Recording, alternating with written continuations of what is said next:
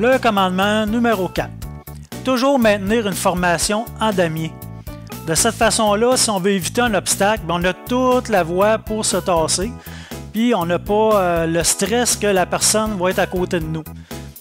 Une autre raison aussi pourquoi on roule en damier, c'est que si je décide de laisser passer un véhicule, s'insérer dans le groupe, un véhicule, mettons, sur l'autoroute qui veut juste prendre une bretelle, puis qui est dans la voie de gauche, bien, il faut qu'il traverse toute la voie de droite. Puis de laisser passer toute la file de moto, des fois, c'est impossible.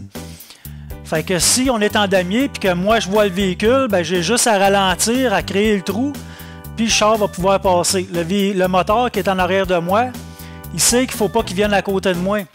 Puis il sait qu'il ne faut pas qu'il me dépasse, parce que sa position, c'est là. Fait que si moi, je décide de faire une action, ben, tout le reste du groupe, ben, ça va faire une réaction en chaîne. Ça va ralentir tout le reste du groupe. Fait que c'est moi qui décide de créer un trou, ben le trou va se créer parce que personne ne devrait passer en avant de moi. Puis comme de coutume, ben, j'ai toujours un super exemple.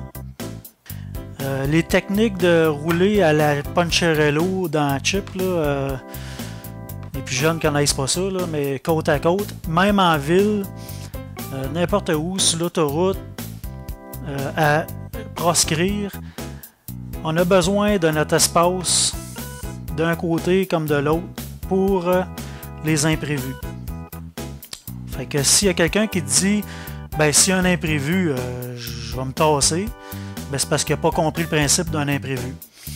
Fait que toujours avoir son espace, s'il y a un trou, s'il arrive n'importe quoi, je peux vraiment me tasser, puis je ne suis pas stressé parce que l'autre est toujours rendu proche de moi. Je suis pas stressé qu'il pourrait être là.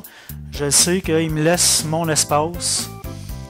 Fait que on peut faire des mouvements de gauche à droite facilement. Dans une courbe ou dans les villes comme Montréal avec tous nos trous. Dans les prochaines semaines, je vais avoir une vidéo de restauration et entretien de votre moto. Voir aussi des témoignages de bikers.